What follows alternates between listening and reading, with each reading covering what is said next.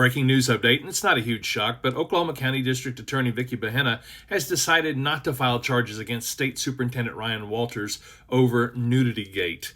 If you recall, July 24th, I think it was, there was a Board of Education closed door, sort of I don't know if it was executive session or just a meeting, but nudity all of a sudden showed up on his television. The board members said, "What is that?"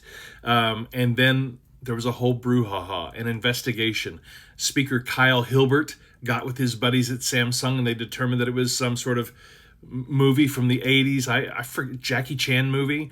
And then there was an investigation by the Oklahoma County Sheriff's Department and OSBI.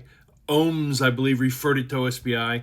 And that's kind of where we were at until today. Shifting over here to the coverage from the Oklahoman and Murray Evans, there was a press release sent out by Vickie Behenna this morning that read, "After careful review, it has been determined that there is insufficient evidence to file criminal charges."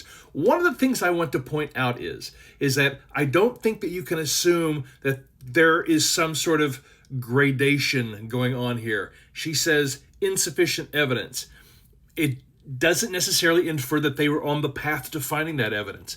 It could also mean that there was no evidence. Sheriff Tommy Johnson, before this went to the district attorney, he referred it there, has promised to have a news conference, and we're hearing that it'll be this afternoon or tomorrow, where he will go into details about the investigation further.